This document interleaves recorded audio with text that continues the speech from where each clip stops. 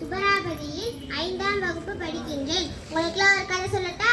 ஒரு ஊர்ல ஒரு கீரை விற்கிற அம்மா இருந்தாங்களாம். அந்த கீரை விற்கிற அம்மா குடும்பம் ரொம்ப ஏழ்மையா. அவங்க அன்னைக்கு கீரை வித்தாதான் அதுல வர்ற வருமானத்துல அரிசியும் பருப்பும் வாங்கி அவங்க பிள்ளைகளுக்கு சமைச்சு போட்டு அவங்களும் சாப்பிடுவாங்களாம். ஒரு நாள் ஒரு தெருல கீரை வாங்கலையாம்மா கீரை வாங்கலையாம்மா கீரை அப்படின்னு கீரை வித்துட்டு போயிட்டு இருந்தாங்களாம். என்ன வித்துட்டு போயிட்டு இருந்தாங்களாம்? அப்படி வித்துட்டு போயிட்டு இருக்கும்போது இதுக்காப்புல ஒரு வீட்டுல ஒரு அம்மாவும் ஒரு பையனும் உட்கார்ந்து இருந்தாங்களாம். அங்க இருந்த ஒரு வீட்டுக்காரம்மா, இங்க வாங்க கீரைக்காரம்மா, நான் கீரை வாங்குறேன் அப்படின்னு வீட்டுக்காரம்மா கூப்பிட்டாங்களாம். கீரைக்காரம்மாவும் கீரை கூடைய தூக்கிக்கிட்டு அந்த வீட்டுக்காரம்மா வீட்டுக்கு போனாங்களாம். வீட்டுக்காரம்மா கேட்டாங்களா, ஒரு கட்டி கீரை எவ்வளவுமான்னு கேட்டதுக்கு இந்த கீரைக்காரம்மா சொன்னாங்களா, ஒரு கட்டி கீரை 10 ரூபான்னு சொன்னாங்களாம். அதை கேட்ட வீட்டுக்காரம்மா, என்னது ஒரு கட்டி கீரை 10 ரூபாயா? ரொம்ப அநியாயம், 10 ரூபாய்க்குலாம் வாங்க மாட்டேன், 7 ரூபாய்க்கு நீ வாங்குவேன் அப்படின்னு வீட்டுக்காரம்மா பேரம் பேசினாங்களாம்.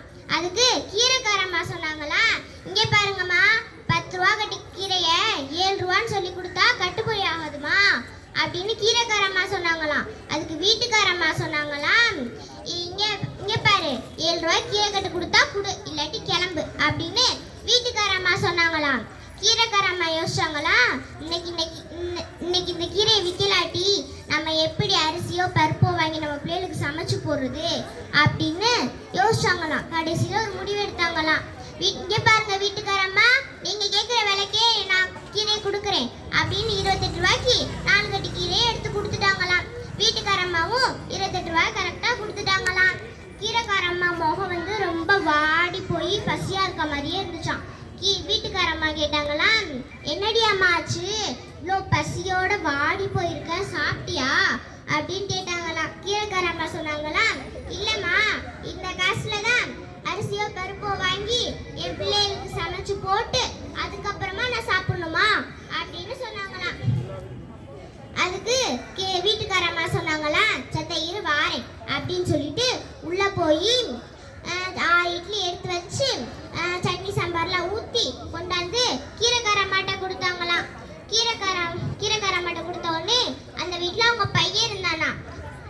அந்த பையன் அவங்க அம்மாவை தனியா வீட்டுக்குள்ள கூட்டிட்டு போய், ஏமா 10 ரூபா கட்டி கீரைய 7 ரூபான்னு சொல்லி எவ்வளோ பேரம் பேசினேன், இப்ப ஒரு இட்லி 5 ரூபான்னா 6 இட்லி 30 ரூபா கணக்கு வருது இல்லம்மா, நீ அதுக்கு பேசாம அவங்க கொடுக்குற கீரை கொடுக்குற விலைக்கே நீ வாங்கியிருக்கலாம்லம்மா அப்படின்னு அந்த பையன் கேட்டானா. அதுக்கு அவங்க அம்மா சொன்னாங்களா, இங்க பாருப்பா, வியாபாரத்துல தர்மம் பார்க்க கூடாது, தர்மத்துல வியாபாரம் பார்க்க கூடாதுன்னு சொன்னாங்களாம். என்ன சொன்னாங்களா, வியாபாரத்துல தர்மம் பார்க்க கூடாது, தர்மத்துல வியாபாரம் பார்க்க கூடாதுன்னு சொன்னாங்களாம். வியாபாரத்துல இருந்து என்ன பார்க்க கூடாதுன்னு சொன்னாங்களா, தர்மத்துல இருந்து என்ன பார்க்க கூடாதுன்னு சொன்னாங்களா.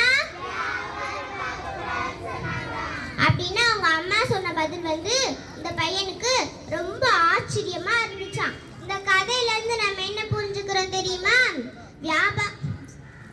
தர்மம் செய், பிறருக்கு விரும்பி செய், விரும்பி செய். நன்றி.